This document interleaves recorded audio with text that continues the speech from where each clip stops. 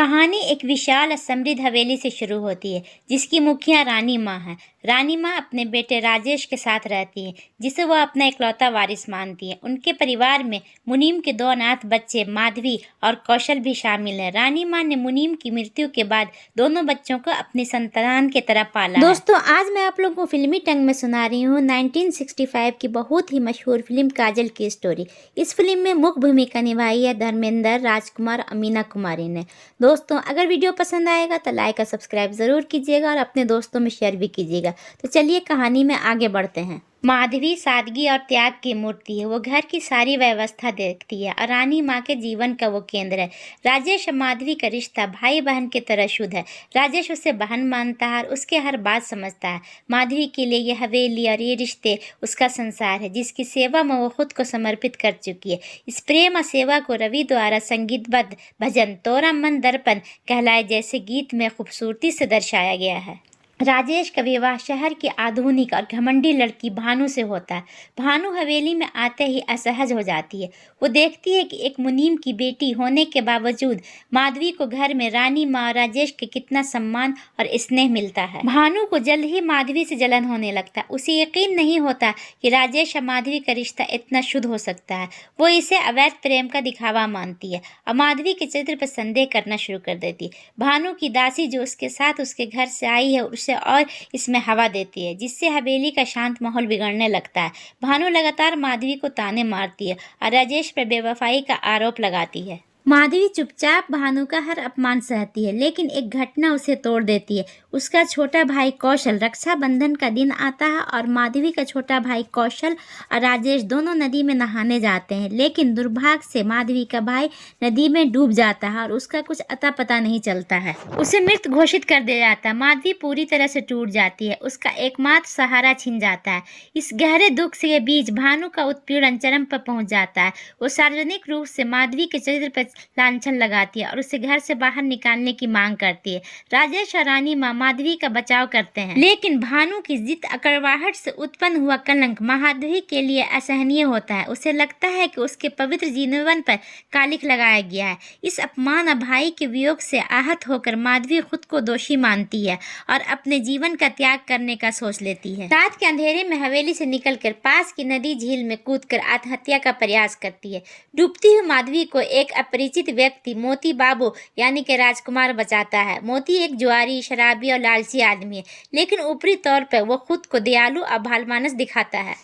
रानी माँ और राजेश माधवी की बिगड़ी हुई जिंदगी को देखते हुए सोचते हैं कि क्यों न हम इसकी शादी कर दें। उसे सम्मानजनक जीवन भी मिल जाएगा और उसका प्रॉब्लम भी सोल्व हो जाएगा। मोती के नेक व्यवहार से प्रभावित होकर वे उसे माधवी से विवाह करने का अनुरोध करते हैं। माधवी हताश होकर और केवल शांति की चाहत में इस प्रस्ताव को स्वीकार कर लेती है। मोती बाबू का असली इरादा रानी माँ की अपार संपत्ति को हड़पना है। वो जानता है कि माधवी से शादी करना उसे हवेली में दामाद के रूप में प्रवेश दिलाएगा और संपत्ति तक उनकी पहुंच आसान हो जाएगी। इस लालच के साथ माधवी और मोती का विवाह हो जाता है। शादी के बाद मोती तुरंत अपना क्रूर चेहरा दिखाता है। वो माधवी को पत्नी का सम्मान नहीं देता बल्कि उसे लगातार प्रताड़ित करना शुरू कर देता है। वो भानु द्वारा लगाए गए आरोपों का फायदा उठाता है और माधवी को ब्लैकमेल करता है। इतना नहीं, वो रानी माँ और राजेश को भी संपत्ति के लिए धमकाता है।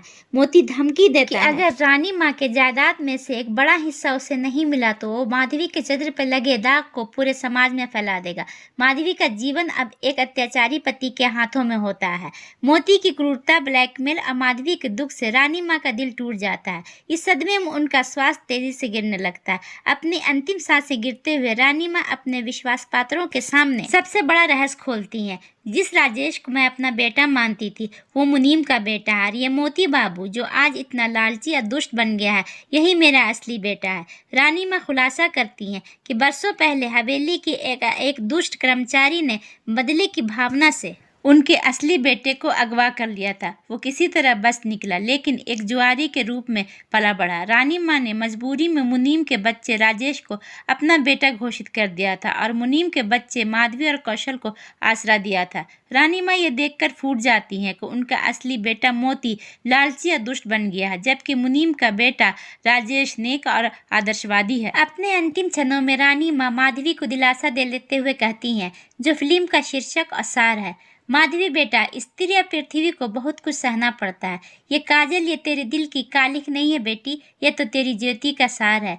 रानी माँ ये संदेश देती कि माधवी ने जो दुख और लांछन सहे हैं वे उनके चरित्र को दागदार नहीं करते, बल्कि उसे भीतर की पवित्रता और सहनशीलता को दर्शाते हैं। इसके तुरंत बाद रानी माँ की मृत्यु हो जाती है। रानी माँ की मौत के बाद मोती बाबू और भी चरित्रहीन हो जाते हैं। अब वो हवेली के वारिस हो गए हैं और सारी दौलत के अकेले वारिस।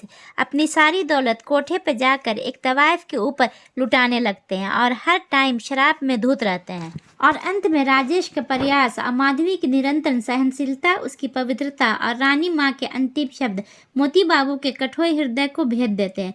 मोती को अपनी पहचान, अपने कर्मों और अपने लालच पर गहरा पछतावा होता है। वो देखता है कि दुनिया बहुत बुरी है और उसका उसमें कोई फायदा नहीं है, सब उसके दौलत को लूट रहे हैं और उसका सारा धन धीरे धीरे खत्म होता जा रहा है। मोती अपने जुआ दुष्टता को त्याग कर एक बेहतर इंसान बनने का फैसला करता है।